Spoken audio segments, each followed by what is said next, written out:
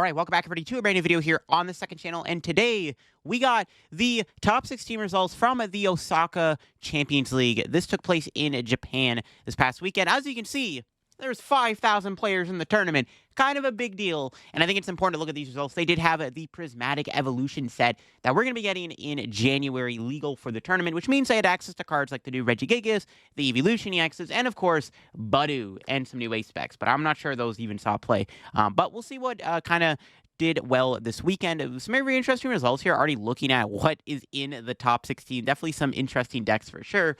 Looking at the finals and everything, the two decks that made it to first and second. So I'm definitely excited to look at these Champions League results. And if y'all are new here to the second channel, make sure to click that subscribe button down below. We're on the road here to 19,000 subscribers. And you want to get some Pokemon TCG Pocket content from me, make sure to go check out my Pokemon TCG Pocket channel, link down below too. We're on the road to 1,000 subs over there. And I'll leave a link to Limitless down below if you want to go check out the decks for yourself. So looking at the results here, the winning deck was won by Yoda, and they won with the Archaludon Dialga V-Star deck. I actually did a video on this deck over on my main channel today, so if you want to go see some gameplay with the deck, check out my main channel's recent video. But yeah, Archaludon winning a 5,000 player tournament is kind of insane, to be honest with you. Like, I don't think Archaludon's like a bad deck or anything, you know, but like, I wouldn't put money on it winning. I would put money on Regidrago V-Star winning the tournament, but keep in mind, in Japan, they have a different format. They're best of one, and they have Budu, which makes a difference. Budu's pretty good against Regidrago, right? So it's interesting to see a deck like Archaludon win, especially Archaludon Dialga. This is a deck that has actually had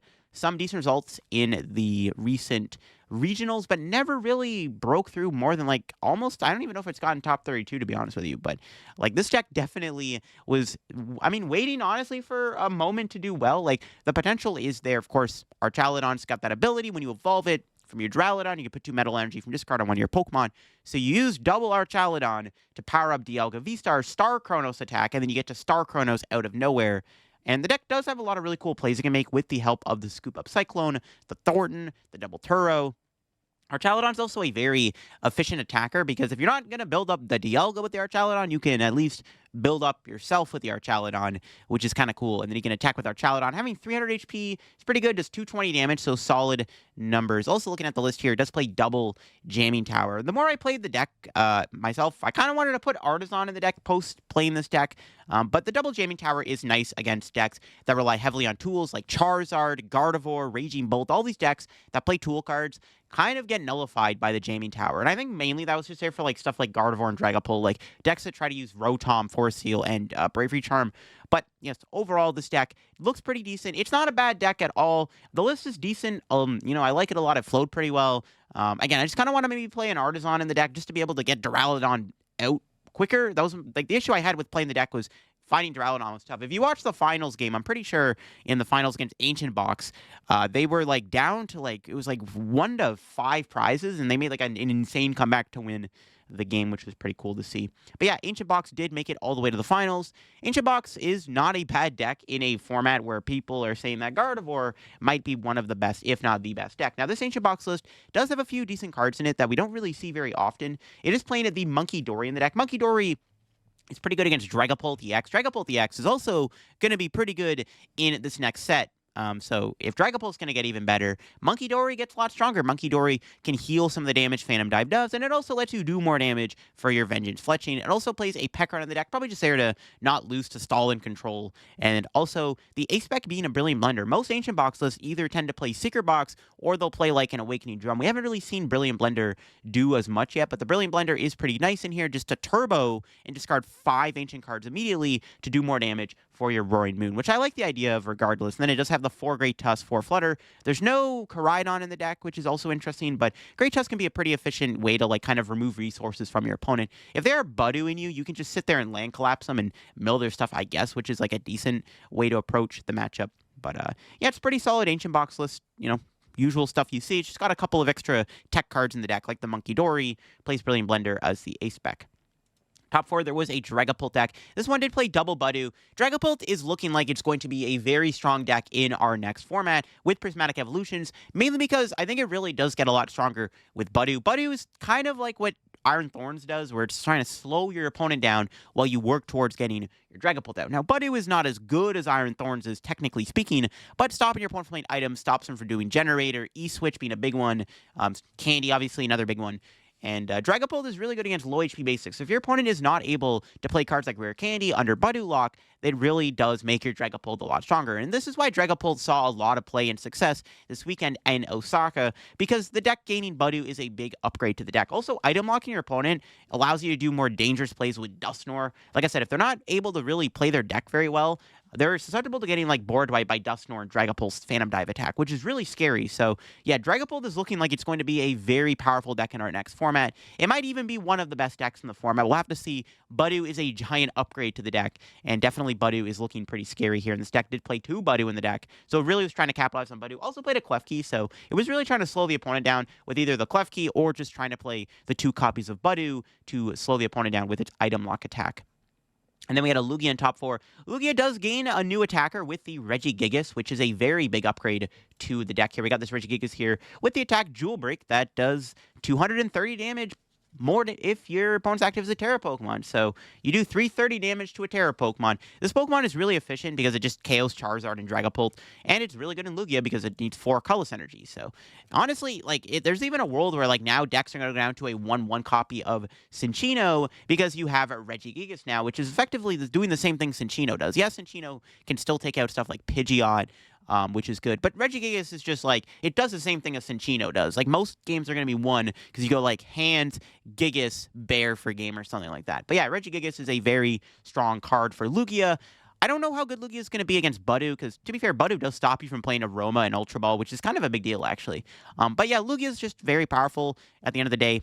Lightning isn't very popular in Japan right now. That Thorns Pult deck wasn't being played at all, pretty much like we saw Thorns Budew, which is just a better way to play Dragapult, right? So the Gigas is definitely a big upgrade to the deck. It makes Lugia a lot scarier, and Lugia might go back to being a Tier 1 deck once we get this new set, because Gigas just makes the deck even more broken. If we're going to see more Dragapult and Charizard, Gigas just gets a lot more, scarier, right? We had a Sarah Legend top 8. I mean, it's interesting to see Sarah Ledge do this good, considering, honestly, Sarah Ledge has been a bit of a flop here overseas. But Sarah Ledge is definitely a really strong deck still. It just kind of is a little too simplistic. Though this build does have some extra cards in it. It's playing the Palkias in the deck.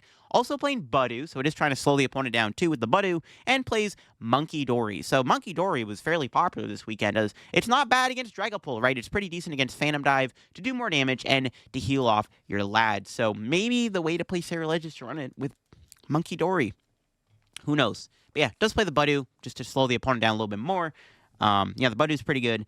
Sarah Ledge is also good in Best of 1, where it's like, it usually can win 1 game normally because it just does so much damage. It's kind of like Raging Bull, where like, it's really difficult to stop once it gets going, and once it flows really well, it's like really difficult to stop. I guess one thing to note about this Sarah Ledge list, there's no Pheasantipity in the deck. There is a secret box. It is interesting to see 2 V-Stars and 1 Palkia, but yeah, I guess you have the Heavy Ball, which I guess makes sense. There was 1 Miraidon in top 8, I guess. Miraidon's still, like, not a bad deck, right? It does struggle into Budew because you can't play Generator, which kind of defeats the purpose of what Miraidon's trying to do. If you get Budewed, you can't Generator, and then your deck is a little bit slower. But you do have Magneton, I guess. The deck does play a Minior, so really wanting to respect the Snorlax matchup. I don't even know if there's a Snorlax in top 16. I didn't really look at it. But yeah, if Minior, you want to beat Snorlax, you got it. Because Miraidon does lose to Snorlax because you cut your switches for Latias. So Snorlax just beats you if they put a Squawk or something into play, or, well, I guess not Squawk. If they basically they just put a bad Pokemon on the board, like Bundle or Latias or Pikachu, you just lose the game. So the Minior just makes it so you can beat Snorlax, I guess, which is kind of funny. Then we do have another Archaludon in the top 8. This one did not play Dialga V-Star, but this one was a little bit heavier on the Jamming Towers. The Dialga one played too. This Archaludon list plays for Jamming Tower, but it's more just leaning into Archaludon as your main attacker. It does play the Tauros and the Scoop of Cyclone for the healing. It does have Relicanth still in the deck to copy Duraludon, and has the bundle in there, Fez, Squawk, Luminion for the support engine. For Boss's Order, just trying to be as efficient as possible with taking the 2/2/2 prize races. Again, Archaludon does do 220 damage. I feel like maybe the deck should play like at least a Vitality Band or something, but Archaludon's like not bad. And maybe it's pretty good against Budew, because ultimately it's a very self-efficient card. Duraludon also one-shots Budew with Hammer In. I think that's one other important thing to note about Archaludon. If everyone's playing Budu and pivoting to Budu turn 2, you can just knock him out with the Duraludon, right? Call it a day. So maybe that's why this deck did so good this tournament. 2 in top 8 is kind of insane. We got another Lugia in top 8, however. This one also plays Gigas. This one is not playing the Cinccino, opting to play double hands, double Gigas, and has a Drapion. So this one is just kind of all in on the package of hands and Gigas. I kind of like this build actually quite a bit because the double Gigas is effectively like doing something similar that Cinccino does. The double hands is really nice because hands is just a broken card in Lugia. Most of the time you win a game if you get turn 2 hands off and your opponent can't respond to it, especially when it has a legacy on it. And then of course the Drapion is there for Gardevoir. Because you're not playing Cinccino, you don't have a good way to one-shot the Gardevoir EX. So if they attack you with Gardevoir EX, it gets tough to deal with. But you have a Drapion V in the deck, so you can just Drapion V the Gardevoir out of nowhere. Even if they take out an Archeops, you can still go double turbo to it to easily build up Drapion to knock out Gardevoir. So this might actually be the best way to play Lugia going forward, to be honest with you. Like, just no Cinccino, just play the Gigas. I probably would like to still see a Blood Moon Ursaluna in the deck. Probably kind of Mesagoza for a bear.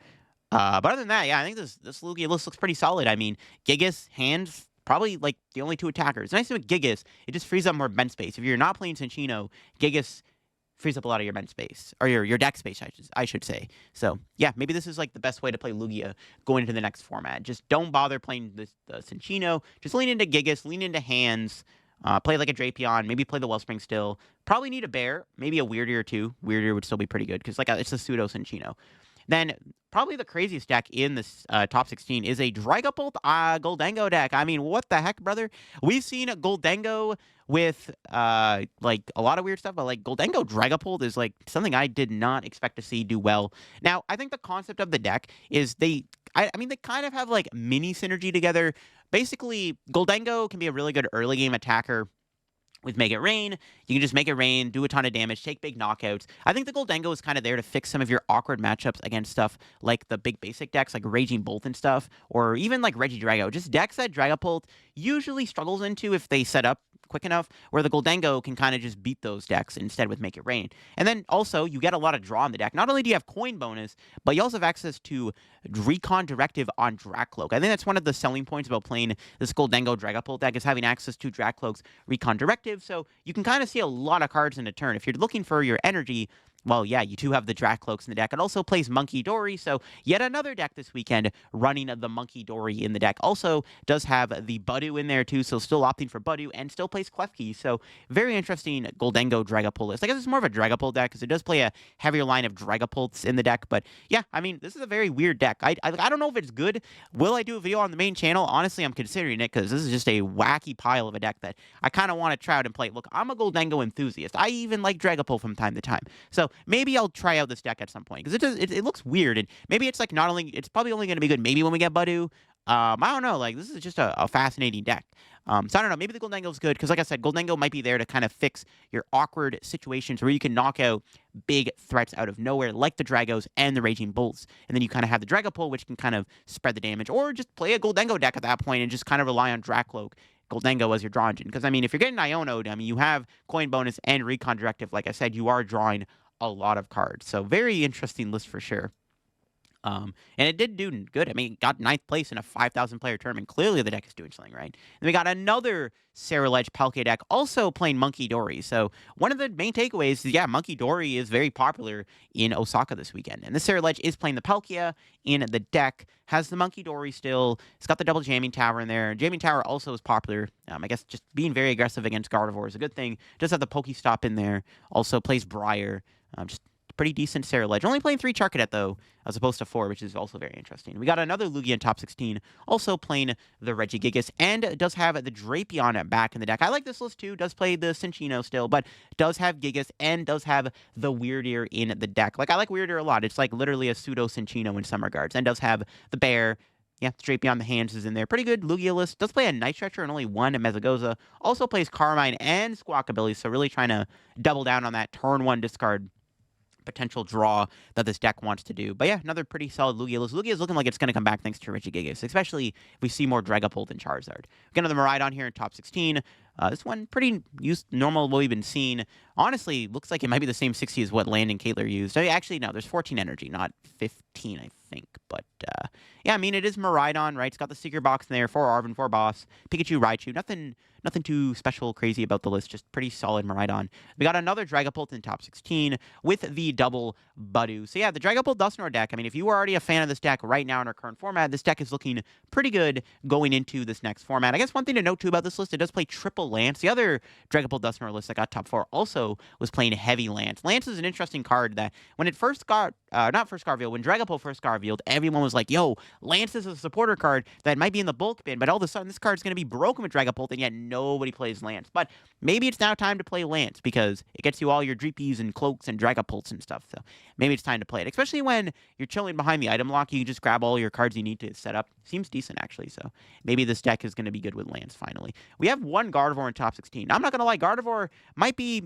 potentially one of the best decks in this new format, though ironically this Gardevoir list does not play the Budew, right? And Budew is a very good card, which is, going to help out the deck a lot. And then does have the double Monkey Dory, the one Drifloon, the one Screamtail. One other interesting note, there's no, like, Flutter Klefki. There is a Precious Trolley and 4 Call Bell, so the deck is really trying to utilize that turn 1 Arven. So it's a very different build of Gardevoir. Also only plays 1 Counter Catcher, 1 Boss, plays 2 Pokegear, really trying to get turn 1 Precious Trolley. That's, like, the main takeaway with this Guardy list is trying to get Trolley. And it really does, like, it is good against Dragapult. Double Turo, double Monkey, and Cresselia, very useful against Deepole. Then we have another Dragapult Dusknoir in top 16, also playing at the Budew, does have the Lance and the Dusknoir. So I guess, no more Dragapult Pidgeot. It's all about Dragapult Dusknoir with Budew. But I guess you're playing the Pidgeot, right? You run to opposing Budew.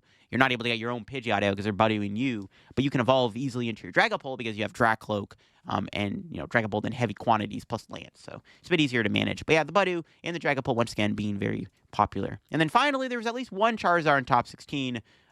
This one does have a Grand Tree in it, so opting to not play Unfair Stamp and is playing the Grand Tree. But Grand Tree does seem a lot better into a Budew heavy meta. If your opponent is item locking you, how you're getting your Charizard out. You have to draw into the Charmeleon, but when you have the Grand Tree in the deck, you just Grand Tree out your Pidgeot or your Charizard really easily. Though keep in mind, you can't Grand Tree Charizard out and use the ability. You'd have to Grand Tree the Charmeleon and then evolve into the Charizard. But you get your Pidgeot out, and once you get Pidgeot out, I mean, your deck kind of just does what it needs to do against Budew. The Budew item lock is not that scary when you're getting your Pidgeot out. But yeah, I mean, yeah, Charizard again, top 16 with the Grand Tree. I still think the Unfair Stamp will still be the main way it sees play in our new format, but yeah, it's interesting. Also only playing 3 candies because I guess you have the Grand Tree in the deck to offset, and playing double Charmeleon, so really trying to take advantage of the Grand Tree. But yeah, there you go. That is the top 16 for the Osaka Champions League. It's very interesting results, right? We see Dragapult doing really good. Monkey Dory being popular this weekend just because it beats Dragapult. Archaludon, Dialga winning the tournament. A Goldengo Dragapult deck in top 16, almost making top 8. Crazy results. Definitely some very cool decks here. Lugia looking like it's going to be a main deck again. I guess the other thing to note about Lugia is it's very good against Dragapult, too, if you can set up quick enough. Especially now that you have Gigas, you can just completely overrun the Dragapult once you set up Gigas. I really like that Lugia list with the double Gigas, double hands. That feels like it might be the best way to play Lugia going forward. We'll have to see on that one. But yeah, we'll see what happens in this new format. I still think stuff like Gardevoir is going to be popular, and we'll probably do another video very soon on the channel here where we look at some early results in the Prismatic Evolutions format. I do want to get another video out because I think we might be able to look at some Evolution decks maybe doing good, and we can also just kind of see what else is seen playing the City Leagues in Japan. So that'll probably be another video coming out on the channel here very soon. But yeah, very interesting results. What do you think of these top 16 results? What do you think is going to be the deck that probably translates the best into our Prismatic Evolutions format? Yeah, let me know what you think of it all down below. What do you think of that Goldengo Dragapult deck? I'd love to hear your thoughts on that one. That was just a crazy, wacky deck for sure. Yeah, hope you enjoyed. If you're new to the channel, make sure to subscribe down below. We're on the road to 19,000 subs here on the second channel. And I'll leave a link to Limitless if you want to go check out any of these decks for yourself. And I'll catch you on the video here very soon on the second channel. Bye-bye.